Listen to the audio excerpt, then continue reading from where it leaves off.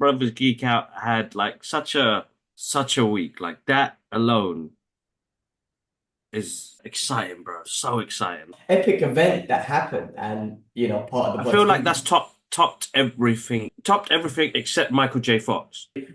What's going on with this Pop Daddy thing, bro? We never spoke about it. We grew up with 90s hip hop.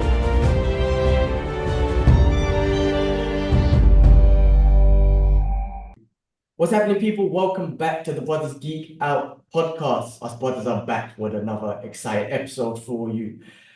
This week, we're going to be going through real world issues. We're going to give you some movie reviews that on movies and shows that we've watched. And then we're going to finish off with some news. Guys, as always, check the description. The timestamp will be there so you have the flexibility to go to any part of the show. You can skip the updates and the real world issues, go straight to the movie reviews or the news. Guys, do check the channel. We are going to be having separate movie reviews in more depth that we're going to be breaking down. The ones that we go through today are just going to be initial thoughts and whatnot, but the separate ones that will come out on the channel throughout the weeks will be more in-depth, more breakdown, and give us an opportunity to express ourselves more on that. So the ones that will be coming up is Alien Romulus, Beetlejuice, and our retro movie review will be Guy the Dark Hero. So guys, look out for those on the channel to come out. As always, I'm joined by Kibbs. How you doing, bro? What's happening, man? What's happening? All good, bro. Tiring. It's been a full-on week, bro. Always something different, always something, isn't it? So, alhamdulillah, like I know we ventured out to do our own thing, but it's basically setting up everything for next year, which is good, But I took a big risk and jumped into something, jumped out of a job. But I'm doing something else at the moment, but that's night shifts. So as you can see, my eyes are black, like I got punched up in the face. I'm working till late in the evening, not getting back till 1, 2 o'clock in the morning, depending on how it goes. Uh, but then we had, Brothers Geek Out had like such a week, bro. I'm not gonna lie to you, bro. Such a week. Like that alone is there's a lot happening, bro. We'll touch base on it, but exciting, bro. So exciting. Like that's Well, go I for it. feel Go, like go. that. I think go for what, because that's a big epic event that happened, and part of the I Brothers feel like Geek. that's topped everything. Still topped everything except Michael J. Fox. So still came out last year. Still was my favorite film that came out last year, bro. I think it's just been topped this year by Superman: The Christopher Reeve Story. Now we were lucky enough to catch it's a British film festival happening at the moment now, and the directors are here. They filmed, they showed it. I think it was Saturday. They showed it on the festival. We got invited to go watch it at Warner Brothers screening on Sunday morning. Now, in the conversation, they said that we could do a roundtable with the directors, which I'll have that clip up next week, guys. So check that out. That's with the directors, Peter and Ian. And bro, I'm telling you, bro, what a documentary! What a documentary, bro! Like the narrative structure of it was absolutely amazing.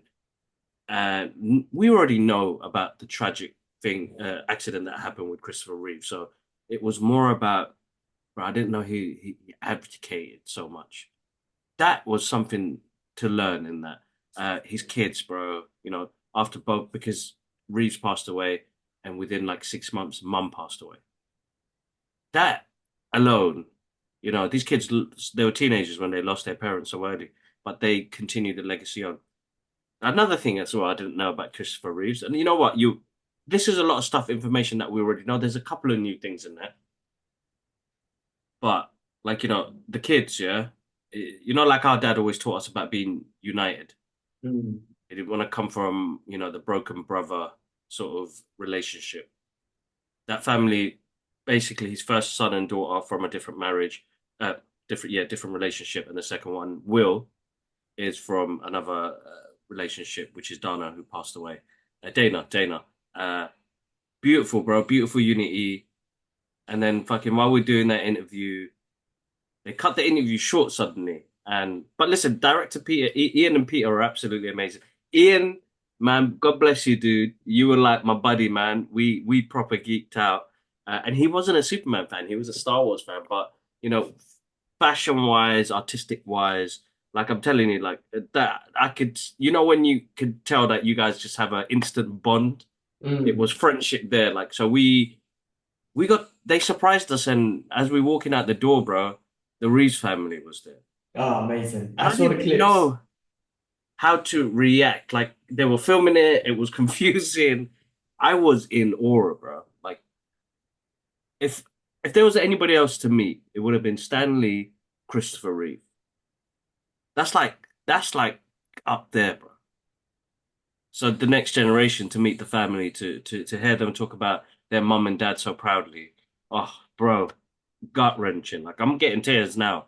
Like I was in tears halfway, not even halfway, bro. Quarter of the way of this documentary was emotion because when you hear about a son or a daughter talk about their father and mother in that way, that's gonna trigger anybody off, bro.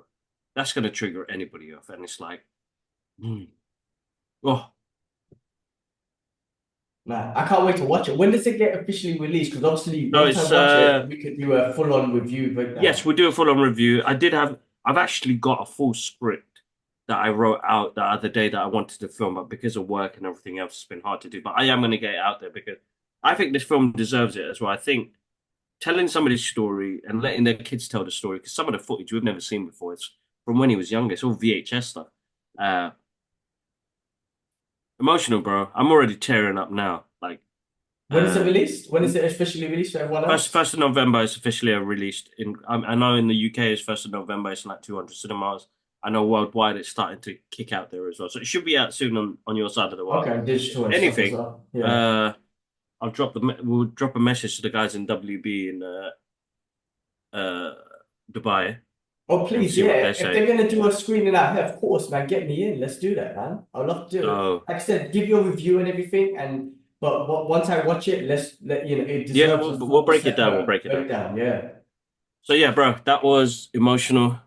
That was heartfelt because we all came out because they got instant reactions. I didn't know if you saw it on DC I UK, saw and your it I was saw like all of it. us were all proper choked up. To be honest, there's a second part of my one, and I was blubbering, bro. I was like, how can like there's only a certain amount of movies that have done that, bro, where it's like ugly cry, which was Green Mile, Wakanda Forever, uh, what else? What else? Logan got me, to be honest. Logan, yeah, Yeah. Logan. So those are three films I could say I ugly cried, like you know, couldn't breathe, and you're like, and the snot and everything, and you're like, I ain't got no tissue. The guys at the Warner Brothers studio, they were like, take some tissues, and I was like, yeah, I've got some. My tissues were dripping, bro. Because if it wasn't tears, it was the snot, and it was like, bloody hell, man, Well, what and the then you hell? shook the Reeves' hands after that, yeah? No, no, no, no, no. By then I'd already I'm washed my joking. hand and Uh, lovely family. So shout out to Matthew, Alexandra, and Will. Will was amazing because we went to an after party on the premiere, which they did in the UK, which was at the British Film Festival. And, we're sitting there with friends and family. They're like, that's their friends and family at that party. What are we doing there? Like, it was a bit of a surreal moment because you're like, why? Like, why has Warner Brothers got us here? But then they knew we were fans and it would geek out in it. And like Ian and Peter, Ian, like I got love for that dude, man, because he came back, he sat next to us, he ate with us. And it's always nice to, sometimes when you look at like Hollywood stuff and movie industry, you forget they're just doing a job. They are just your everyday guy. They are trying to help their families. Ian, I got love for that dude. He's a really nice guy, really nice guy. Like I've met loads of directors. Alhamdulillah, Alhamdulillah. I've met loads of directors. I've met loads of people in the Hollywood scene. Ian has been my favorite so far when it comes to direction and creativity, bro. Like, sitting there and having a conversation with somebody where you're telling them about your life and how they can connect to that and give you advice and opinions as well. Like, just go for it. Like he was like he understood me in that moment. And even with the Reeves family, he was like, we've connected so well is because they're just the everyday guys trying to, keep basically what this does is keep the legacy of Christopher Reeves and Dana Reeves alive and moving forward, and that's through their kids. And I'm super excited. I'm super excited. I can't wait till you watch it because if you enjoyed Still, you're gonna love this, bro. You're gonna love this because it's a similar kind of narrative structure. So it almost feels like it was already done organically.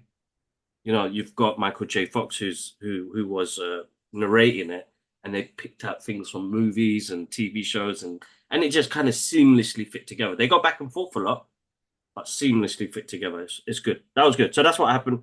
I'm looking forward to And that. yeah, we're getting there, bro. We're getting there. We're getting there. We're getting there. Awesome, All right. awesome. I can't wait to watch that. I can't wait to watch it. It's on my list, and I definitely will enjoy it. Christopher Reeves is definitely a legend, and that Superman movie definitely started off. Yeah, bro. So looking forward to that, man. Cool, man. Well, look, I know you've been hustling and whatnot, and I know those amazing things have been coming your ways, which has been absolutely awesome. Now, from my side, same, bro. It's just been busy sorting out stuff. Finally got out like not nitty-gritty stuff, stuff that are lingering, my car service, and I had some issues with the car, the back door and whatnot. Yeah. Happy that I was able to take that, like, deal with that. Nothing as exciting as bloody meeting the Reeves family. So my stuff is just everyday crap, man. But I have started training AMs again, man. Not full time, but I've been so busy at work, like so extremely busy that I haven't been able to train in the evenings, and it bugs me so much. Like when I don't do my martial arts, I have a shitty feeling in my gut that I just can't get out. So I went 2 weeks without it, and then I was like, you know what? I need to just do something about it. So I started going to the AMs again, waking up at 5 a.m., driving down, doing the train class in the morning, and then kind of driving back, which has been good. It's been just Muay Thai and whatnot. But I always happen to bloody go to the sparring class. I don't even want to spar anymore because I don't want to get headshots anymore. But anyway, I'm always end up going to the sparring class. But it's good to just get some movement and martial arts around. And luckily, these are good sparring partners. All of them are bigger than me, obviously, but they don't go crazy, which is all right. But it's been good, actually, doing the morning sessions again. I have loads of energy. I come back, do my work, I feel good. It is tough to sleep. This is the reason why I stopped waking up at 5 a.m. because I don't sleep at night because there's a pressure of waking up. So there's that issue. 100% that's linked. For the last 2 weeks since I've been doing the AM sessions. What's that, bro? I can't see it. Cool. What's that? Cool. Oh, the poster came out.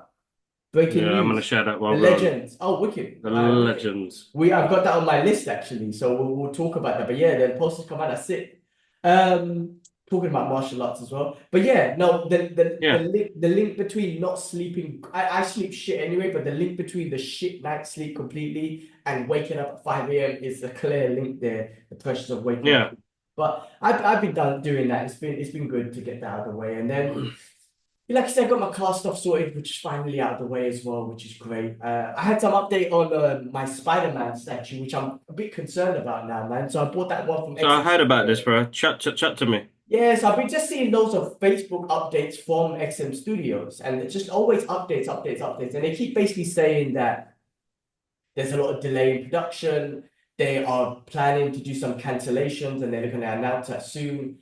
Loads of people complaining. I haven't reached out to them personally yet because I'm like, all right, you're giving me updates on Facebook, I'll wait. But the recent update they came out with, they said that they had a warehouse break-in and this leads to more delays and all that sort of stuff. And then again, they're going to announce cancellations, but they haven't announced which ones. So then I started reading the comments, which I generally don't, but I was just wondering what people think or what and people are speculating people are speculating things. So none of this is true until hopefully, until they tell us properly. But people are speculating that they're gonna do a runner, right? Like they're making up all the excuses and then they're gonna run away with everyone's money. I hope that don't happen. No, bro, that's shite. So I don't think they're gonna do that. XM Studios, XM Studios, I don't think they'll do that. They've been in business for a long time. Like that's far-fetched a little bit, bro. And exactly. I think so too, because they're a very reputable business. Yeah. In Singapore, you don't mess around, right? Their business is established in Singapore. They're not going to run away with everyone's money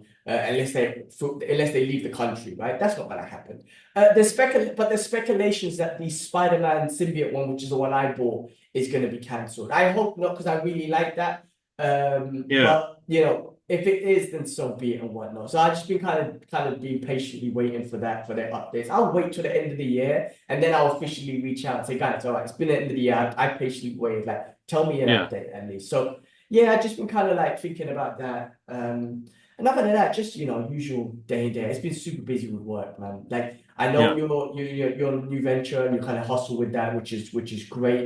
And those things take time. Like new ventures will take time and money. You really won't see any profit or any real business coming in till like at least a year after. That's what they always say with businesses and stuff. But my No, work, 100%. yeah, 100%. yeah, but my work has just been major busy. But I did do a presentation which I was quite proud of. It was part one, and we'll do a part two later, which is kind of like the emotional side of managing. Like they came to me, they know I'm that type, I'm that guy when it comes to Yeah. like thinking about human emotions and all that sort of stuff.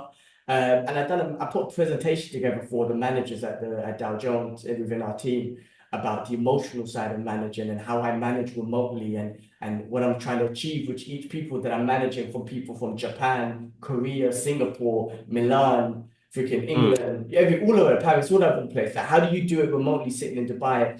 And how do you keep everyone's morale up and keep everyone connected? So I really went into a whole emotional thing. I was like, listen, there's no point telling you guys what I like the advantages of doing these things. I'm actually going to tell you like what I do, right? And also I'm going Mm. to tell you what I think that how they affect them emotionally, because that's what Yeah. it's all about. And it went down really well, man. I've got to do my part two in another couple of weeks, but I've been thinking about that a lot, and I'm just like, yeah, all of it is. And these days with digital communication, like when you're in the office, when you're with people, you have small talk, you say good morning, you say what's up, how's your weekend? Those are small talks. And I've just been thinking about the world that we're in now, this digital world, and how you've been and how what small talk on the digital world. And that could be like an emoji, an emoji with a thumbs up is a bit of a small talk saying I understand, or what I mean? Yeah, Like yeah, yeah. I really started thinking about that sort of stuff. But yeah, no, that was good. It was really made me think about how I wanted to present this, and I really wanted to keep it authentic to what I felt was necessary and how I do things. So yeah, man. Other than that, that's been good. We got a cousin in town tomorrow, so I'm gonna go meet them. Nazmin's in town with Cool. her family, yeah, so I'm gonna meet All them right. Okay. tomorrow. Nice. Yeah, so that should be cool. What else is going? Yeah, this week I'm just gonna chill, man, play some video games and stuff like that. But yeah, other than that. That's about it, man. That is about it, man. Cool. Cool. Should we Let's get jump in? in. Let's Yeah. jump in. Let's Let's do get this, bro. into let's start off with Let's some do real this. world issue stuff as we do, guys. As always, check the description. You can skip this part and go straight to the reviews if you don't want to hear it. But for us, we do want to just give our thoughts on it because things always happen. It does affect me. And when I say it does affect me, I can't help but not message the boys or you guys on WhatsApp saying this is fucked up. Like I can't help watch something or see something and children die and not be affected by it. I'm a human being, and it's just sickening to me. And again, like the stuff that's been going on again in Palestine, what the most evil people in the world, the IOF are doing, they're so evil. And anyone who defends them, I don't care, you're evil. What they're doing, just burning children, and like what they just recently done with that camp, just burning innocent people alive, who are still, it was outside the hospital, who are still connected to IVs, burning them alive, children alive, all that sort of stuff. It's heartbreaking, and I can't not speak about it. It fucks me up. No, So same here, bro. Same here. I can't. Same Yeah, here. if you can't, if you listen, I was listening to some. I was watching something, and this person was saying because they said they worked with the BBC or something like that. Fuck the BBC and fuck Sky News as well, by the way. Oh yeah, Fuck fuck him. Fuck him. racist corporate propaganda, fucking whatever the fuck you are. Fuck you. Basically, they were saying that there is not much people these days that want to defend Israel anymore. Meaning that you're gonna see the same people defending it, and those are the hardcore ones or whatnot. Oh yeah, These yeah, are yeah. soulless people. These are I don't give a shit. I'm sorry if you're Yeah. defending. I think you're soulless. You're not human. But there's hardly people that want to come out and defend them because the whole world has seen the horrific stuff day in day out. The whole world see it, and the thing is, these still same people come on and they still spit the same shit propaganda that it's not true. They like Mehi Mehdi Hassan. Hassan. Yeah, he Yeah. done another one with Piers Morgan and some ex-Israeli Jonathan. militant Jonathan Fool. fucking fool. Like everything that Mahit was said was documented with the ICJ and all those corporations ever. And this guy's just like, no, it's not true. It's not true. It's like, listen, man, you guys The clearly lost problem the is, PR world because Back in the Yeah. days, you had the Sky News and the bullshit media, which about 60%, apparently I just heard a stat, about 60% of Americans, which was a stat, don't believe in mainstream media anymore, right? So before you had full access and control over that narrative. You don't have that anymore. And you're still out there saying, you're lying, that doesn't happen, you're lying, we don't rape, we don't do this. I'm like, you bastards are lying and you're just heartless bastards, man. So yeah, they lost. And I know just quick things that also happened. Spain and Ireland's always been on there, but Spain as well recently just came out and said that they're encouraging you. When I say encouraging, they're trying to get Europe to do an arms embargo to Israel. So that's a big thing because Europe's supposed to be their allies, but Spain's like, fuck it, we've had enough of your shit. Spain's been speaking for a while. Ireland from day one, bro. Ireland from day one, because they know the struggles of occupation. They know the struggles of what the 100%, 100%. Yeah, that's just they know really well, bro, man. I mean, they've gone through it. Listen, that shit shook me to my core, bro. I couldn't even watch it properly, yeah? It's absolutely fucked. And I did see that Mehdi Hassan and that Jonathan. That Jonathan, who was like part of the army, is simply an evil cunt. And to be honest, I can't blame him. He's back in his country, but he knows, bro.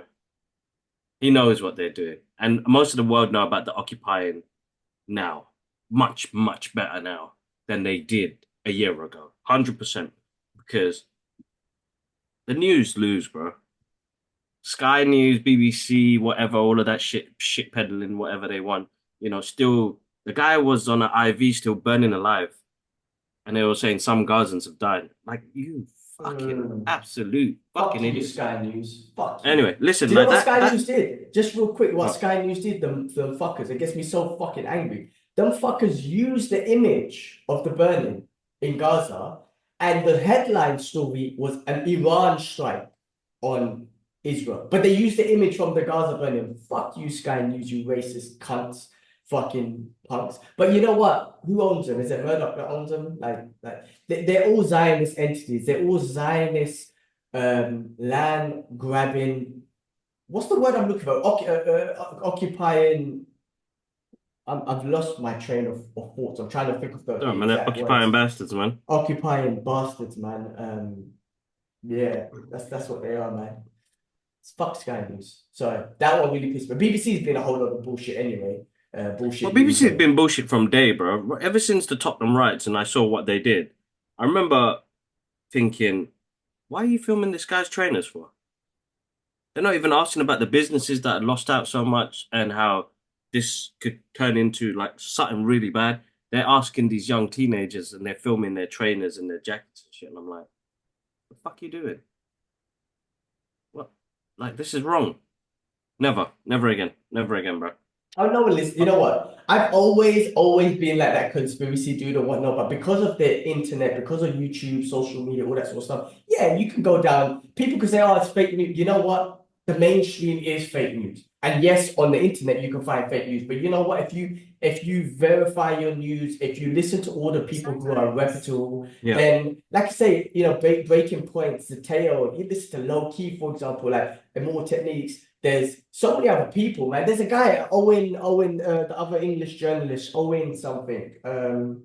Oh yeah. He's brilliant. Owen something, yeah, I know what you're talking about, bro. Yeah, and listen, you know, Pierce is I say stuff about him, but he gives the Palestinian side an opportunity to put their case out there. Like, that's something still.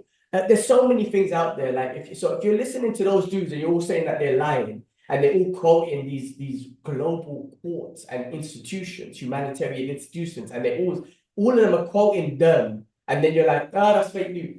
That's how I know you're full of shit. Like, you know what I mean? Like, you haven't done your research. But you know what? Like you said, I think what happened last year exactly is the whole world went and researched, and the whole world is like most of the people in the world, especially the public people, know now. You know, that there is an occupation, 100%. A brutal occupation. I can't remember who it was, but someone said, I think it was by Mehdi, but he was saying like that back in the days, people actually thought Palestine was occupying Israel and they were terrorizing Israel. And that was clearly not the case. It was like, that's how much of the media bullshit that went on. But now the internet and everything else has shown the world that, oh, no, wait, the Palestinians are being occupied. And then let alone what's Mm. happening in Lebanon. I mean, there's clear like they're trying to still listen. The Greater Israel Project is part of all Lebanon, Syria, Saudi, and they're trying to do that to Lebanon now as well. All that IOF know, those evil bastards, is destruction.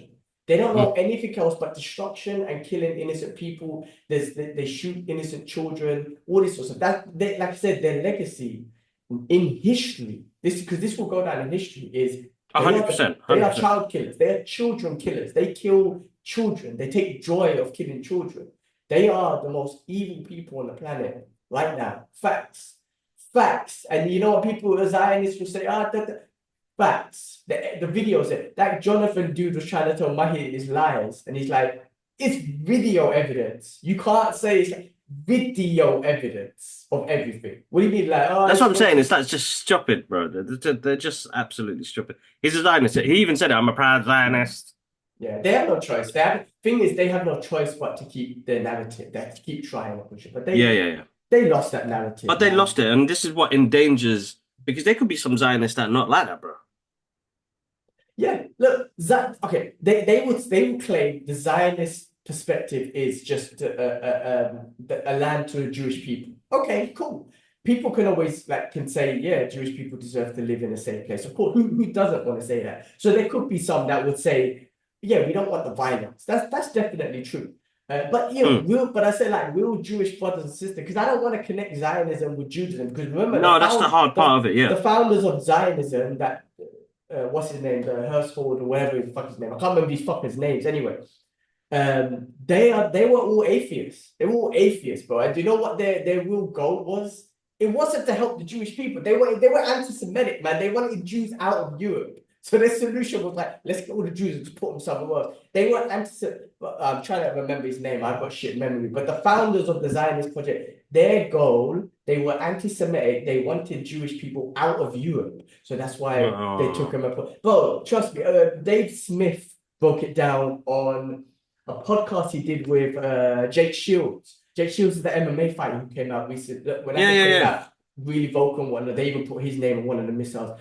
Dave Smith broke that all down. And it wasn't, like I said, that's what it's like. So I don't want to connect Zionism with Judaism, because real Jewish brothers and sisters don't believe in that shit anyway. And they don't believe they don't even believe in the land of Israel. Like I said, in their books, according to their books, the land of Israel will come after the Messiah. No, you don't create the land first and then you come. It's supposed to be after. So that's what our real Jewish brothers and sisters. That's why I keep saying you've got to free the Jewish brothers and sisters as well. No, of course, bro. 100%, 100%, 100%. But it's scary, bro. It's horrible. The footage is getting worse. We ain't seen half of it. That's the thing. It's hideous, horrendous. Listen, guys. I'm praying. I don't think You know what? I've been religious. I'm always going to be practicing. This year has been a test. 100%. I can say this right now. This has been a test. It's taken its mental toll on me. I don't think I've cried that much because I'm seeing innocent people dying every day. Every day. That's a lot of pain to carry, because mentally that fucks you up for trying to do everyday work, look after your own kids, be in a relationship, and then just in the back of your mind, all you can see is people dying. People dying. Bro, that video shook me to my core. Listen, I thought 1 million people have been displaced in Lebanon. Please check out our social media pages. Go to the link in the bio. Medical aid for Palestinians and Lebanon now, which is fucking insane to say. It breaks my heart, bro. It's affected me 100%. 100%. And I can't even argue or have conversations with people no more because they're trying to justify something. Some of the because, bro, yes, Israel's losing in their PR war against us, yeah. They have no fucking heart, bro. They don't care, and they're getting away with it. And Americans in the UK are complicit to this, bro. 100%. This is fucked. This is fucked, bro. I can't believe what sort of chokehold that made-up country has got on the UK and the US, bro. If it's that big, bro. So this has been in the plans for ages, bro. Even from last year when the attacks happened was, listen, let that happen. Let's fuck up Gaza completely and then go into Lebanon. This was always their plan. It's weird because now you're seeing it. You're like, this was always their plan. Yeah. It's going to be absolutely fucked, and we're going to be in for the long haul. This is going to be horrible because look how long the Iraq war lasted. Yeah. We didn't see that. Yeah, exactly. And We that didn't guy, see that. so you saw what happened to Julian Assange. They had him in prison because Yeah. he was the one that exposed it on the WikiLeaks stuff. And there was the other guy, I forgot his name. He ran off to Russia as well. But they exposed it on WikiLeaks that what happened in Afghanistan and many other things as well. And they put them in prison. Now, this is all, like I say, that everyone keeps saying we're witnessing a genocide in 4K because it's live on our screens and whatnot. But yeah, that it's hard. It's hard to go on with your day with that shit happening because I'm the same. It fucks me up, and you know, I'm angry. I get angry. See, my emotions, as I've already expressed on it in general, I'm an angry guy. I get angry and I get hateful. And I'm just really upset that our governments have allowed it, and the US government are completely complicit, and the media companies are complicit to it as well. Yeah, The yeah, media 100%. has been complicit to it because they've allowed this and they've given a bullshit narrative for many, many years. Even though the world is seeing the real news, none of the media companies are like, should we kind of like tell them the truth now? No, they're still trying to, because they're part of the colonizers. They are part of the colonizers. That's the way it is. So listen, it's a empire, right? This Zionist empire that's got like the Western Empire and whatnot. They were part of it. It's a strategy, right? End of the day, they are a part of it, but it's gonna be bad. This thing with Iran still. I've seen loads of things where Israel just really wants to nuke them and blow up their nuclear sites and whatnot. I don't know. The Americans are saying don't do that, and Iran saying if you do that, all your oil reserves out here, we're gonna fuck them all up. So goodbye to you, America. Like your best friends, Israel, will take you completely down.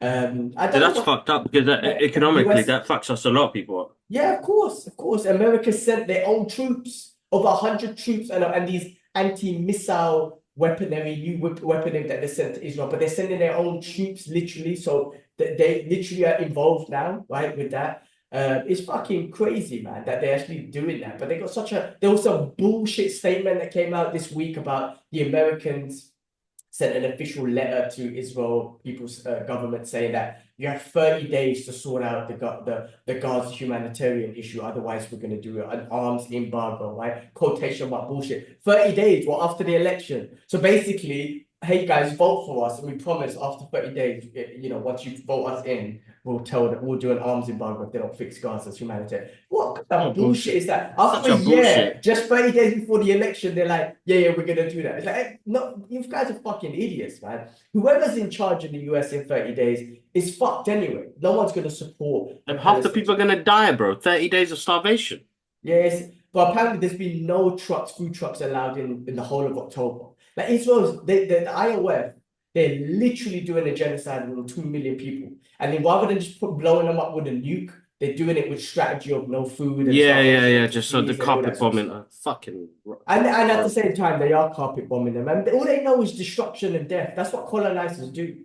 I was just talking to Elia, and I was telling her about Leopold II, the Belgian king. Have you heard about him? Did I talk about him before? Yeah.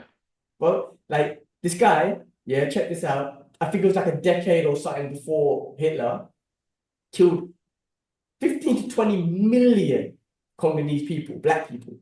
My guy is not even in any history books. No, yeah, that's what I'm saying. They cut him out straight. Not even mention. Listen, Hitler's an evil bastard. Fuck him. Evil bastard. He, according to the world's history, is the most evil person on the planet. Ever. Anything evil is him. Cool. He's an evil bastard, no doubt. At that same time, who's the Prime Minister of the UK? What was that fucking idiot's name as well? Hitchcock, not Hitchcock. I keep saying Hitchcock. Again, Hitchcock. Fucking Hitchcock. Winston Churchill. Churchill killed 3 million people in Bengal, India, right? I know. Because of the famine, right? He's an evil bastard too. Fuck him. Leopold, just a couple years before that, not a couple years, but like a decade or before that, 50 to 20 million Congolese black people. Hitchcock, not Hitchcock. So I should respect Hitchcock. What's his name? Churchill. This is what I'm saying. These people's names are not even in my head because I want to know them. But Churchill and Leopold are not even in any history books of killing that many people. Right? That's what I'm saying, bro. Like what's wrong with that narrative? Because they take that out of there. So Yeah, it because they looks like, killed oh yeah, brown people. he's a fucking hero. You know what I mean? But they killed brown people. One element, That's the okay, thing. one element. He put the war against the Nazis. Cool. Yeah. Okay, from that element, yeah, you done that.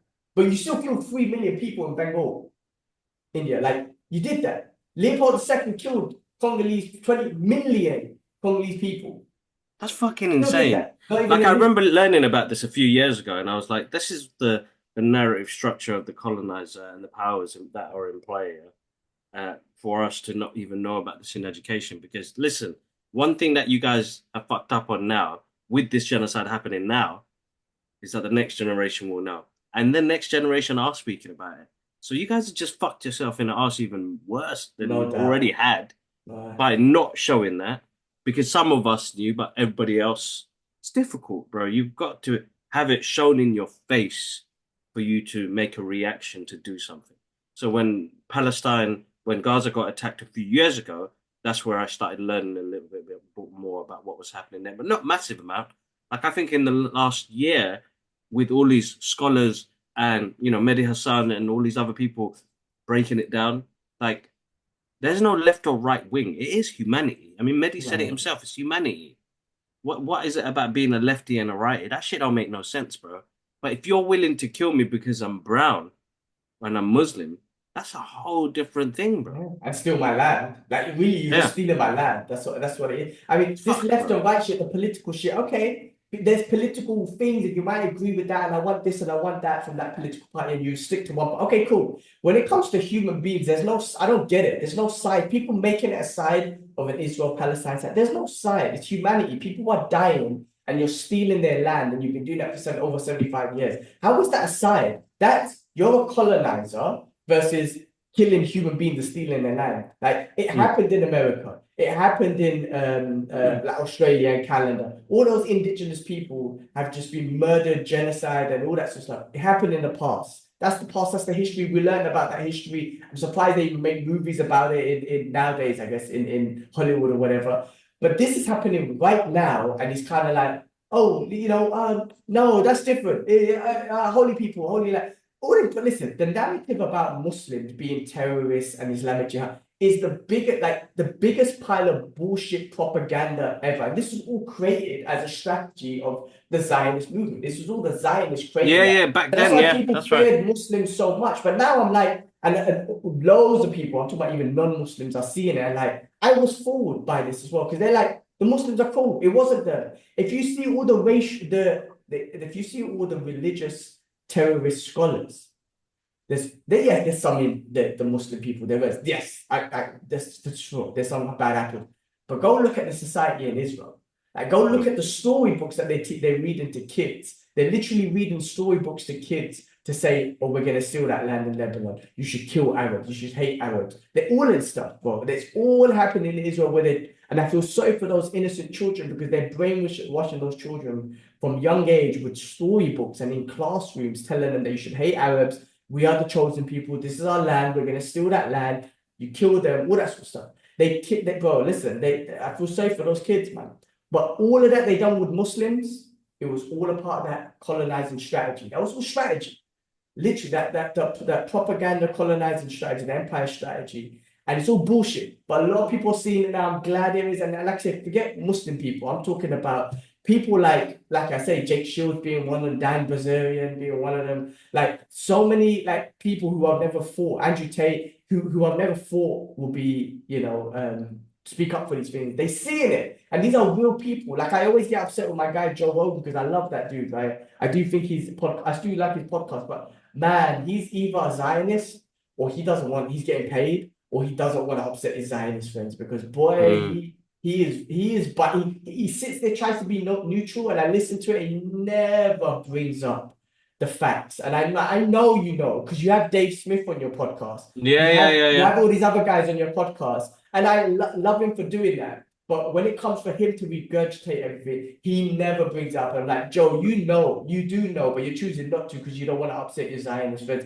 He's almost doing almost like a Piers Morgan thing, to be honest with you. But honestly, Rogan has had more Zionists on talking shit than anything else. And if Rogan ever wants to bring, like Rogan always talks about, nobody listens to the media no more. He always talks about COVID. Everyone disbelieves the media because of COVID. I'm like, bro, how come you're so adamant about the media being bullshit with COVID, but when it comes to Palestine, you don't even bring that up with the media and how biased and bullshit they are. So I mean, look, man, love that dude, but it's a shame that someone with his platform and him just being such a realist, because I got into him after listening to him talk about the Iraq war and how much bullshit it was and the propaganda. And I was like, oh, I didn't know this guy was like that. And I was listening to Rogan for that. And now when it's actually happening live, he's not talking about it as efficient as he should be, because he's got such a platform. And I'm like, bro, like, I don't know. I think he's getting either paid or he doesn't want to offend his Zionist friends and that, because he's got a lot of them.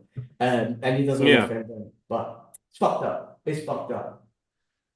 Oh, I wouldn't be surprised. I wouldn't be surprised. Yeah. Well, guys, listen, please, guys, I always say 3 things us regular people could do. You could speak out, social media, join protests, all that sort of stuff.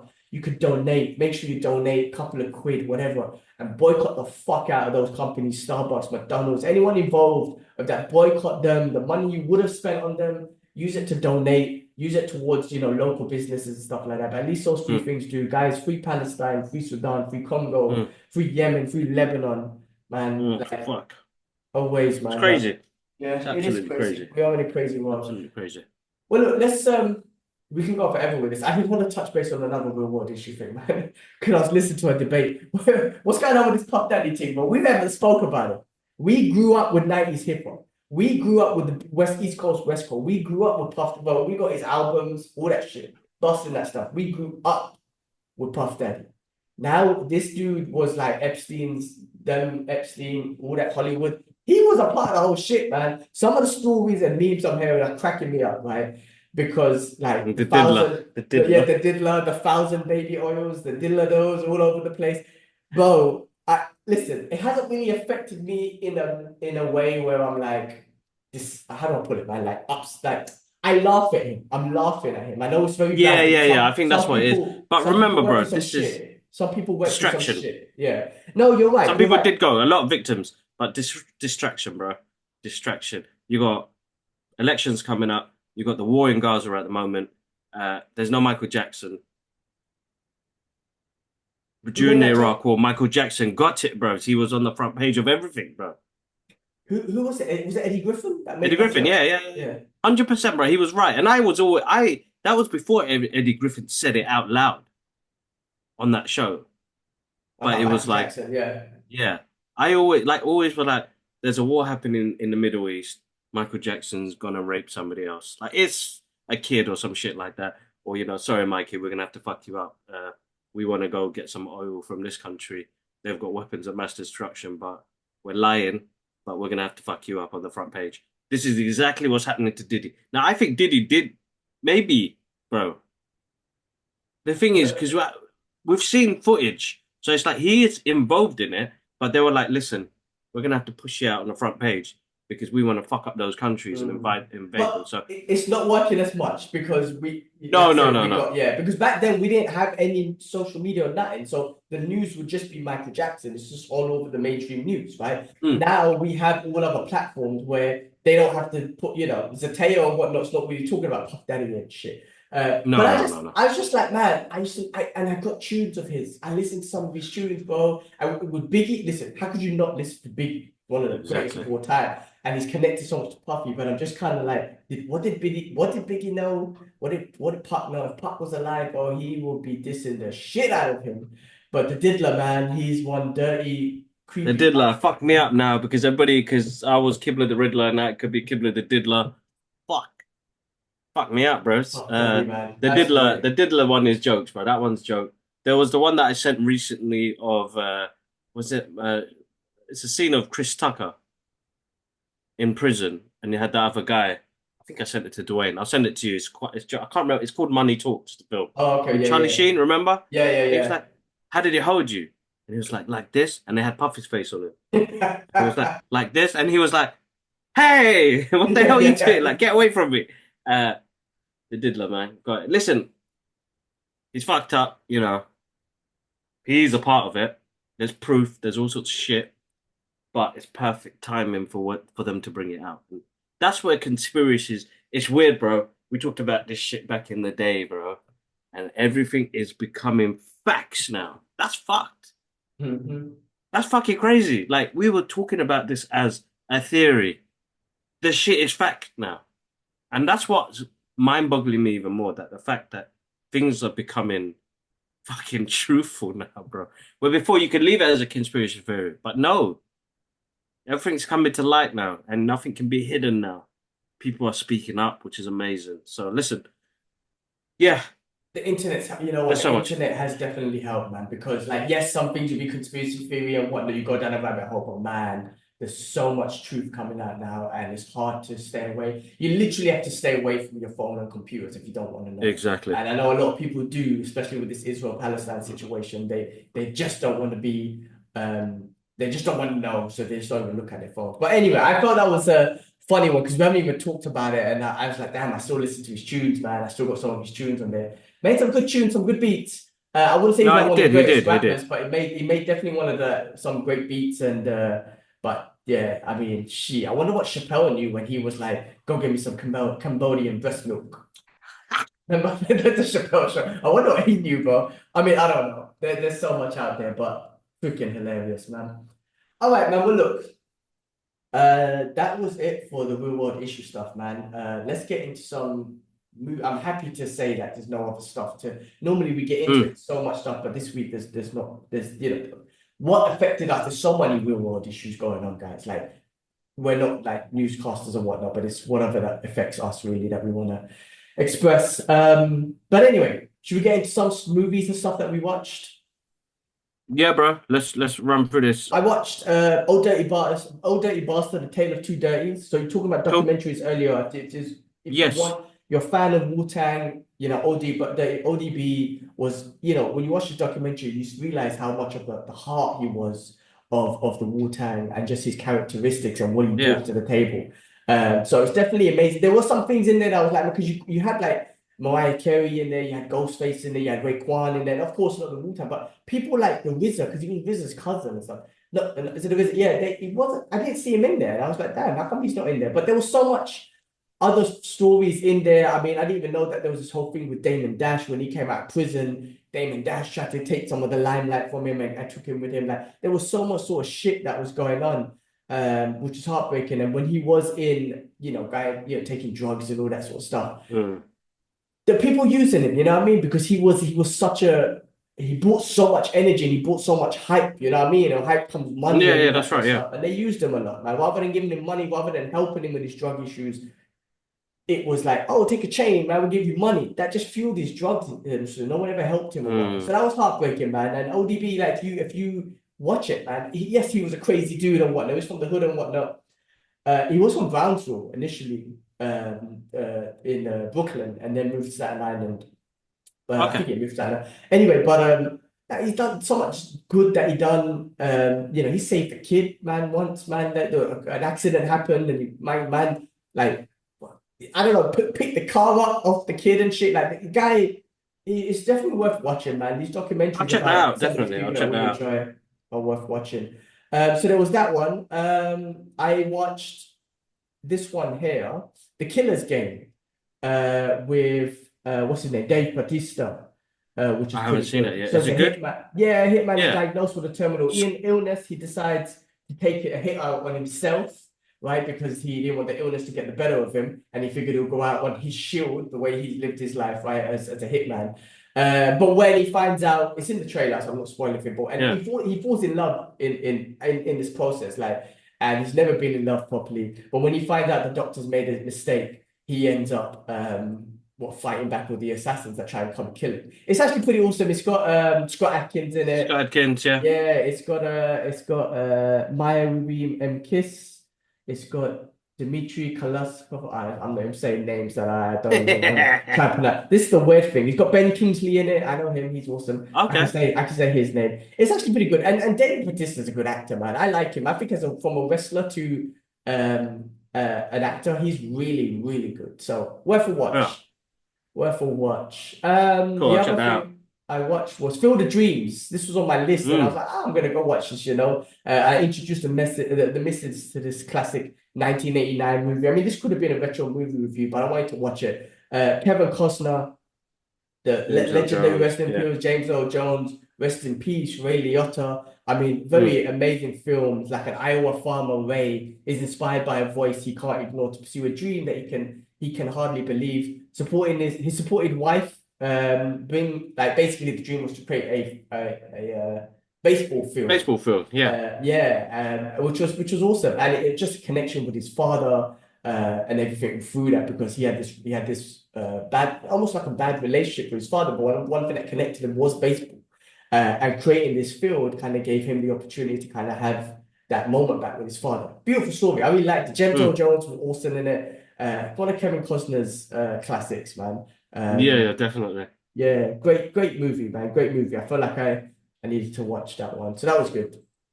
The other thing I watched Hellboy, the Crooked Man. Yes, how was that? So I mean, look, director was Brian Taylor.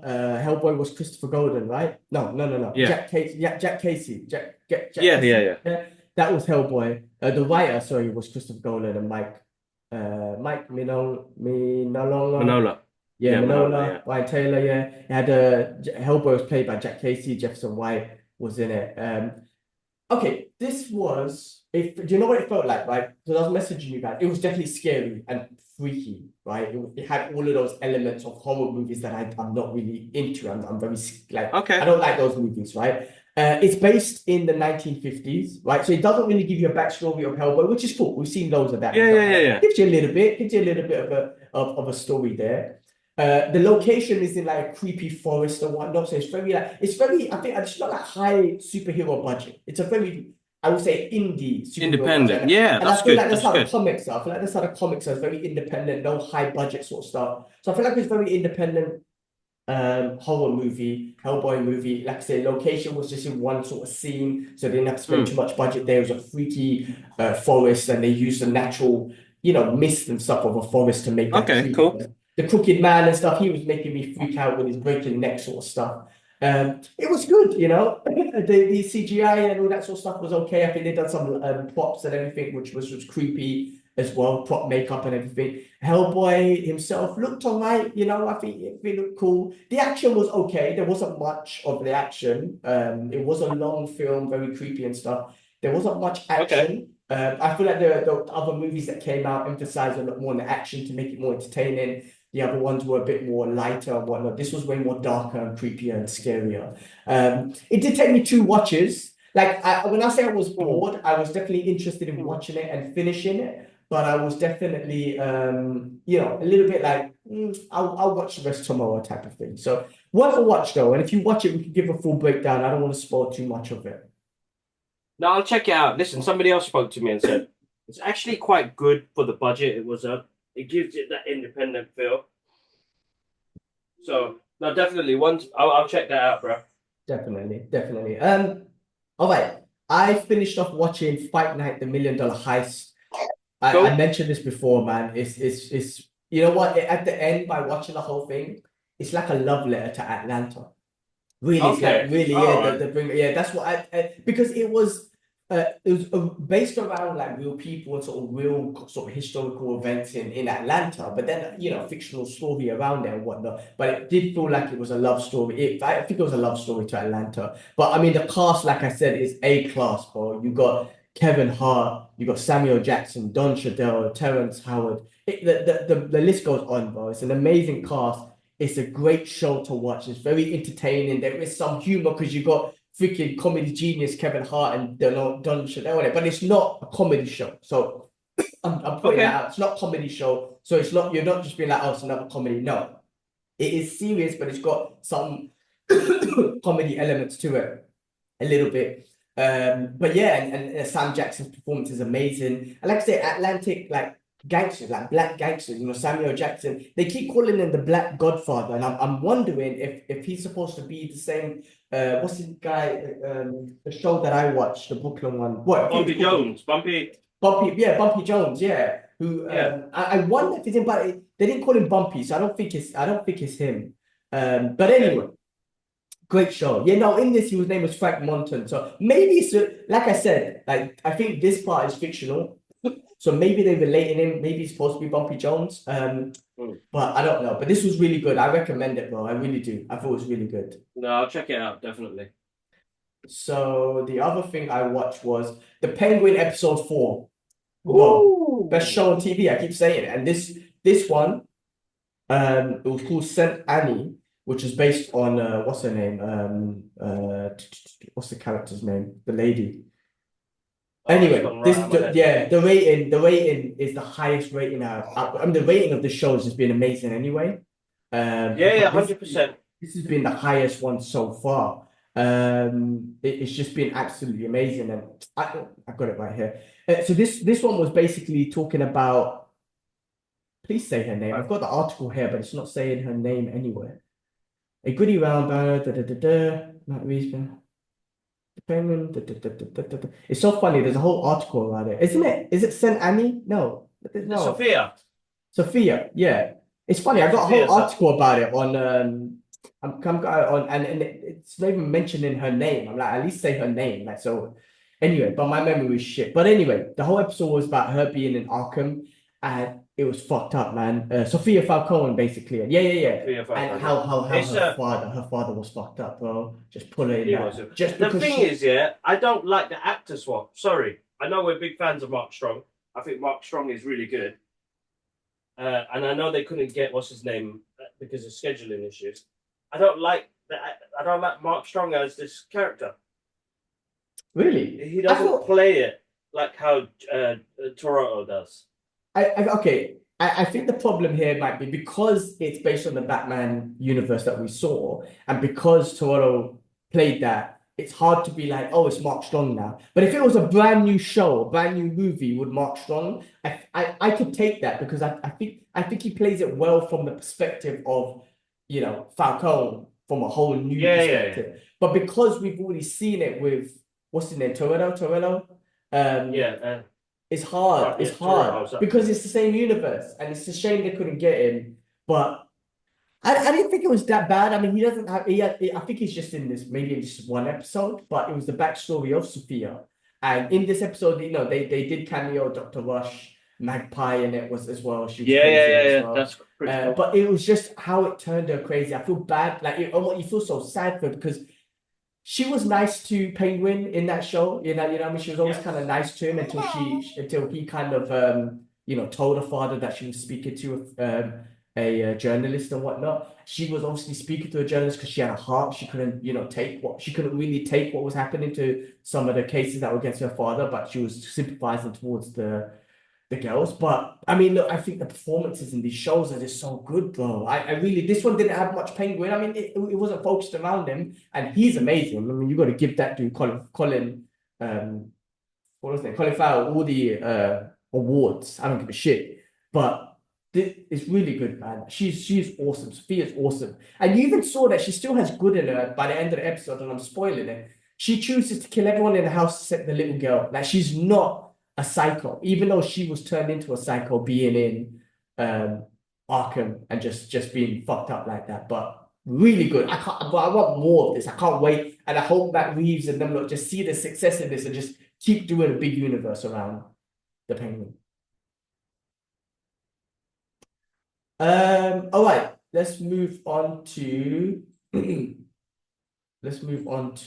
episode 6 of Agatha All Along, a show that I haven't really been, like I've been saying previously, that's not really been my favorite or whatnot. But they introduce what's her name, Scarlet Witch's son, one of them, Tommy.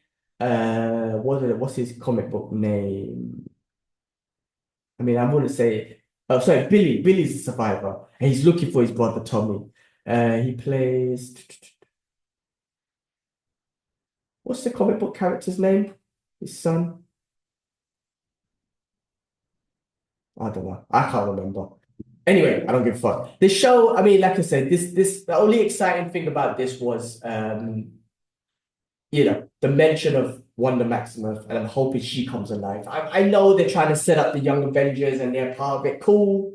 Okay, I'm not even really much interested in the Young Avengers, even though I'll watch it, and I'm only watching this because of the MCU. But Scarlet Witch, I want back. I want her back in the show. So I'm hoping that happens. Hopefully she makes a return at the end of the show. That's all I'm kind of watching and hoping for.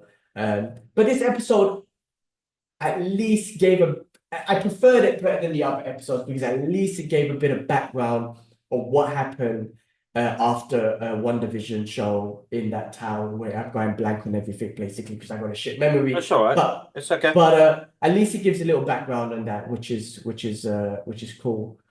Cool. All right. Before we get into the news, bro, go on. What have you been going through? What have you watched? To be honest, bro, I think I only watched Grab a Dark Hero. There's a show that which we'll do a review on fully later. And then I've been watching a program called Sweet Boy, which is on Netflix. It's like a catfish program, so I'm watching that. Other than that, I haven't seen much, bro. I've been working like crazy, so yeah, it's been a lot of looking after these little ones.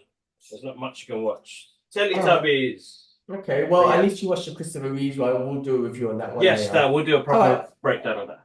All right, well, let's go through the news and let's give our thoughts on certain news and stuff that's been happening. So, first of all, the MCU stuff. So, there's been talks about Doctor Strange 3 and Sam Raimi doing it, but there's all these rumors that Denzel Washington is going to be playing Dormammu. Now, what's your thoughts on that? What's your thoughts on Denzel playing Dormammu? I mean, like, obviously, he's one of the best actors in the world. Obviously, it's going to be CGI, right? Can he play that Denzel's got a really powerful voice. I think it's pretty cool. I think he'll be all right. I mean, him joining the MCU as well, which is another great actor joining it as well. It'd be interesting to see where they go with that. But I can't, like right now, without visuals, without hearing it, we won't know until we see it, right? Yeah, I think if he puts on a good voice, a powerful voice, that'd be good. I mean, obviously, there was a lot of criticism. Not criticism. People are like, I mean, we haven't seen Gladiator 2 yet, but people are like, how come Denzel's talking like he's still in New York or something like that in Gladiator 2? But maybe there's something that we haven't seen the movie yet, so we'll wait and see. But obviously, I doubt he'll have that sort of accent and tone of voice and vocabulary when he was to play Dormammu. Okay, well, that was that. This one was. Yes, we spoke about this a little bit. Captain America 4, apparently, first of all, the first screenings have not been good. I don't know why. Ooh. Yeah, so that's a bit of a, I don't know if you want to, we'll have to wait and see. But that whole controversy about that character, Ruth Savar, is reportedly still, I mean, a character's still in it, but they've removed because of all the conflict and everything that's going on, and because of the history that people are seeing out there in the world, the real history of the colonizers and whatnot. They've removed all her attachment from Israel, and they've just made her a Black Widow spy and whatnot. Now, that actress herself, I believe, is an Israeli. I think she's an IOF soldier, or was. Oh. And if that's the case, I think so. I don't want to make shit up because that's even worse. Because exactly. Whatnot, but that is still. I mean, look, yeah, it's still tough. It's still tough because of the conflict, and I'm not saying you should boycott all, like I say, Israelis and all that sort of stuff. But if she was an IOF soldier like that Gal Gadot, then that's a problem. I don't really know if she is, but the superhero itself, I'm glad they got rid of her. I don't care because that you can't attach a superhero to a colonizing race, just especially because of No, exactly, 100%, 100%. Especially when you got, I'm sorry, man, you got the first Black Captain America. There's a whole season around him, accepting a Black Captain America and the stuff that Black people went through, and then you introduce the character, which is literally attached to a situation now about oppression, who's doing oppression on innocent indigenous people. It's contradictory and it's bullshit. Yeah, 100%, 100%. I am glad they removed that. I am glad they removed that. A lot of rumors about Deadpool Wolverine sequel. I mean, because of the massive success. I mean, anything you put these two in would be amazing. I mean, do you do a sequel or do you just expand on this X-Men and Fox universe, or not even the Fox universe, but just them entering the MCU? I say do more of that. You don't have to call it a sequel. Just get these two back on screen with other characters and, get them in the MCU and whatever, man. That's what I want to see more of these two. You can't go wrong with that. That's another $1 billion hit, without a doubt. Let Ryan Reynolds, let Hugh Jackman have control and the director, let them all have control, let them have fun with it, and give them a budget to get in whoever they want, and let's go, man. Let's fucking go. All right, going on to DC news. Batman Caped Crusader season 2 is confirmed. Season 1 was amazing, guys. Do check out our review. They are saying that what are they saying here? They're saying that per THR, a season 2 order was placed upon Prime Video's acquisition of the DC series. The 10-episode first season released in August 2004. A few details have been provided. So it's saying that it's likely the series is aiming for a season 2 return in late summer 2025, which is next year, which is great. Looking forward to it. Great show, easy to watch, great animation. Yeah, I'm looking forward to that one. So look out for that. What's going on here? What is this? The Lanterns. Okay, so I'm casting for the Lanterns, man. So we spoke about this, man. We spoke about obviously Josh Brolin and whatnot. That didn't happen. So they spoke about Kyle Chandler being Hal Jordan. But then when we watched that movie with Aaron Pereira, what's that movie called now? I forgot now. Anyway, everyone kept talking about he should be Jon Stewart. He's been officially casted as Jon Stewart. I mean, that's perfect casting right there, I would have to say. That guy, he was awesome in that Netflix movie that recently came out called they got a picture here, give me the name, give me Rebel Ridge. He was awesome in that. I loved everything about him in that movie, just his characteristics, his persona, the calmness, the professionalismness, and everyone wanted him to be.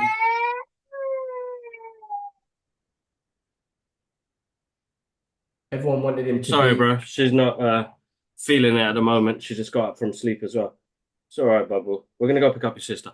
No, Aaron Pierre was awesome, bro. He was in Rebel Ridge, so his persona, the way he was, had a really perfect casting.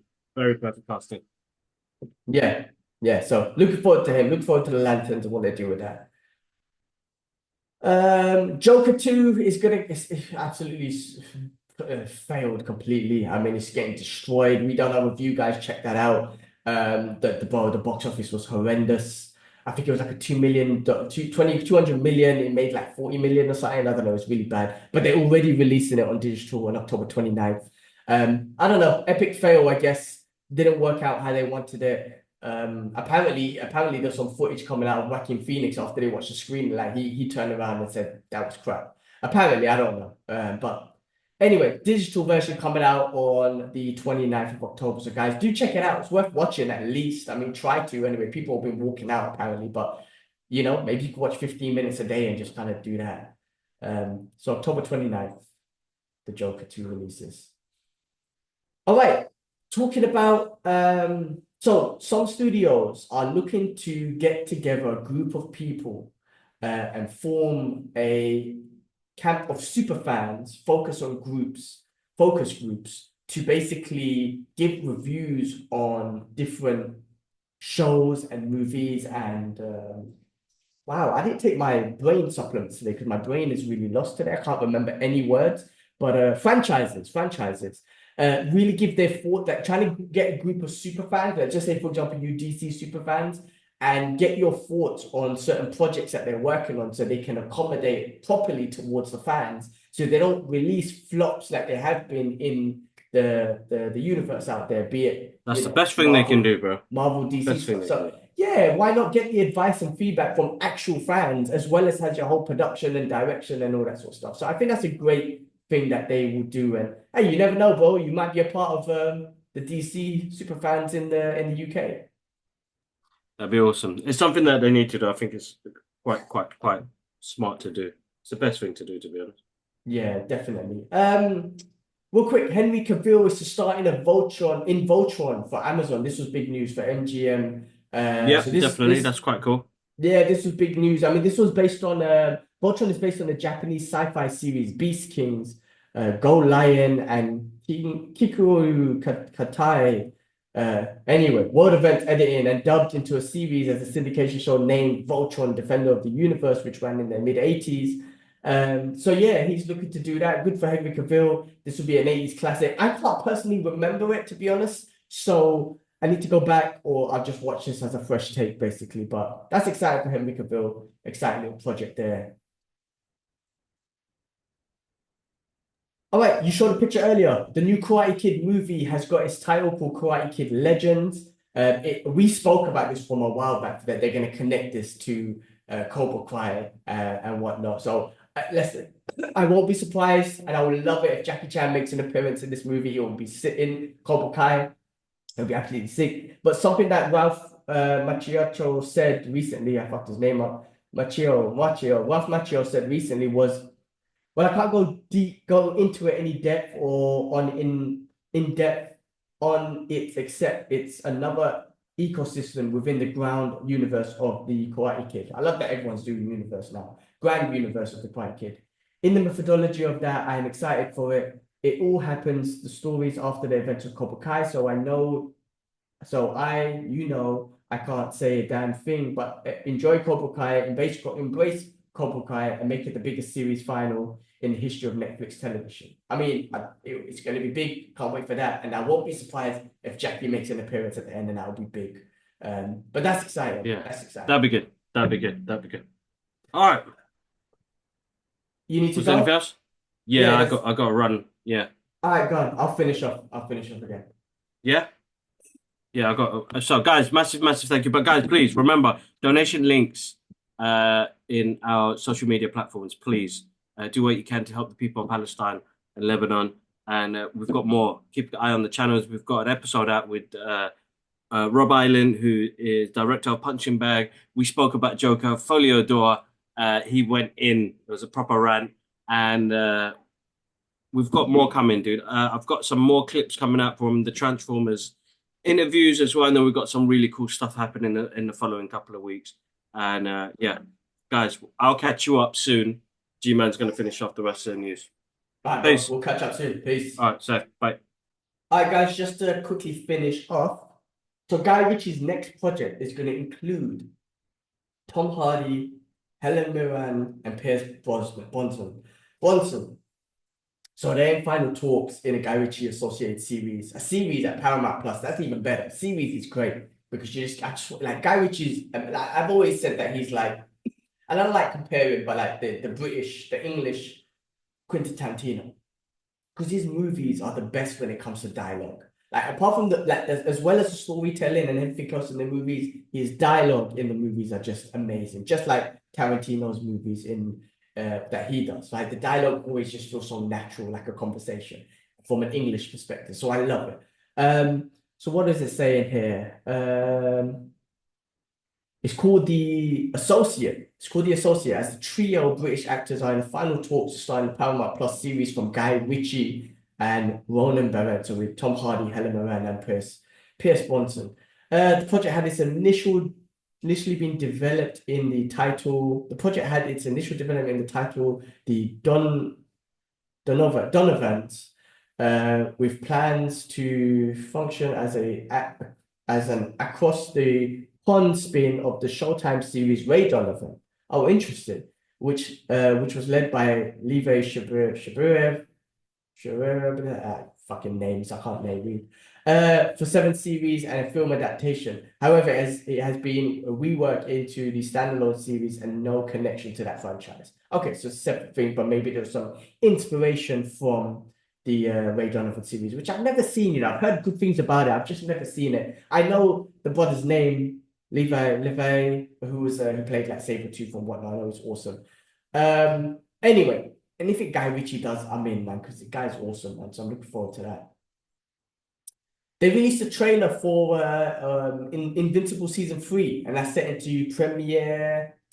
When is it? I think it was March, it said. Or February 6th on Amazon Prime. And apparently this time they're not doing a mid-season break, which I'm happy about, man. Just give us the whole show, allow the anticipation and whatnot. Love this show.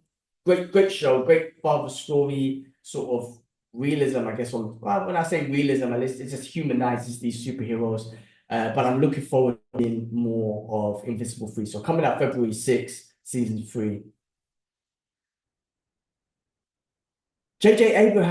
Abrams and The Rock announced a mysterious project together. Filmmaker J.J. Abrams will team with the actor and entrepreneur Dwayne "The Rock" Johnson on a mysterious project coming soon. According to a social media post by Johnson, the star shared an image of himself along with Abrams and two other men. The caption teased that the project their launching was years in the making and from the mind of Zach Penn, based on the last part.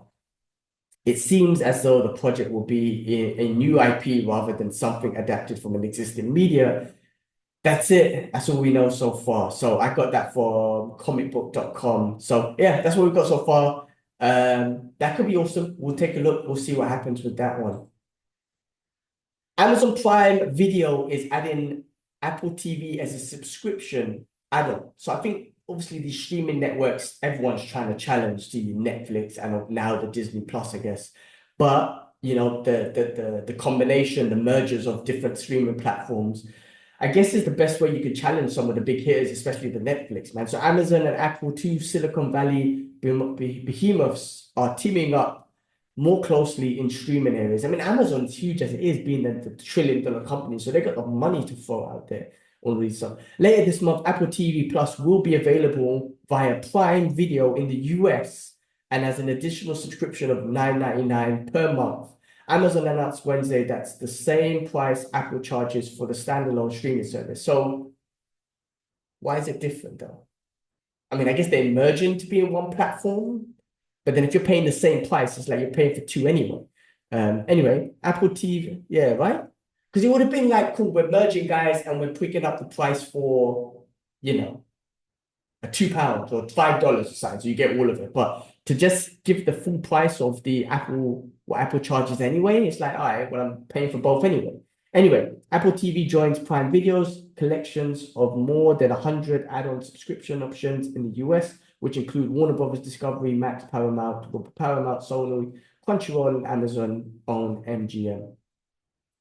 The deal to bring up Apple Prime into Prime Video is part of Amazon's strategy to aggregate as many entertainment options as it can for the customer, available on one bill, one app. I mean, I get it. It aggregates all the content together in one platform, but then it doesn't aggregate your cost, right? I mean, in a way it does. You're paying one person now, or one company now, or whatever it is, but one source, but still the same price. It doesn't aggregate the cost and make it efficient for you. It's still paying the same price. Anyway, at least they're giving you the option. Otherwise, that would be a bit of a bitch if they were like, you're forced to do it. All right, let's finish some video game news.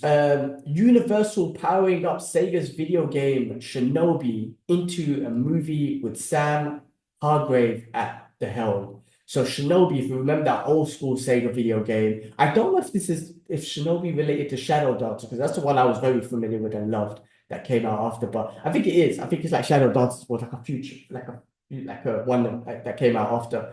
But it says here, I'm getting this from Deadline. It's not just all about Sonic the Hedgehog. Another Sega video game franchise, Shinobi, is heading to the big screen with Sam Hargrave directing for Universal. Ken Kobayashi, Sunny Move On, is writing the screenplay adaptation of the arcade game, which first debuted in 1987. That edgy game followed Joe Musashi, a modern-day ninja who confronts great evil. Shinobi spawned 14 games, including spin-offs and ports of over 5 million copies sold around the globe. A new entry in the series was revealed in 2023. I mean, that'd be awesome. I mean, I think just because of like there's been a lot of like Japanese shows, video games and stuff coming out. So why not add Shinobi in the mix? And you got, from a video game perspective, like Ghost of Tsushima smashing it, right? You got the new Assassin's Creed that's coming out about Japan and summarized. You got Ghost of Tsushima is going to become a movie. You just had the show Shogun that just smashed it, won all the Emmys out there. So why not add this into the mix? That should be interesting if they do it right, I guess. A show would be better if it's a movie. What is this? Universal powering up. Hopefully they do a show. If you do a show, that'd be better than a movie. You've got more time to express it. And then the last piece of video game news I had, which was quite interesting actually, The Quiet Place movie And I actually haven't seen the movie, but it's a bunch of aliens are coming to the planet and they're sensitive to noise, right? Any kind of noise you make, they sense you and they snatch you up, right? But the video game adds a very terrifying feature, which is interesting, where the Quiet Place: The Road Ahead will have a microphone detection feature, allowing the game's terrifying creatures to hear any sound players make in real life. The horror film franchise will soon make its way into the world of video games. A Quiet Place: The Road Ahead, scheduled to launch for PC, PS5, Xbox Series on Xbox Series XS on October 17th, 2024. So it's coming out. Should be out. Oh, it might be released now. It's October 8th, by the time this is released. That's a very interesting feature, because if you got kids and whatnot, forget about it. You ain't getting off stage 1, right? But I think that's a very interesting feature, man. And if the game has that feature, but puts elements of things that make you scared and make you scream or whatever, that would be pretty cool. Because if it's just a normal game, you just keep your mouth shut, right? But if it's a game that's got scenes in it that makes you scream and stuff, that would be very, very interesting. And see if you can control yourself. Or I don't know, if they give you the option to turn your mic off, maybe you just keep your mic off. But it would be fun to keep the mic on and play the game with that experience. All right, guys. Well, that was all the news that I had.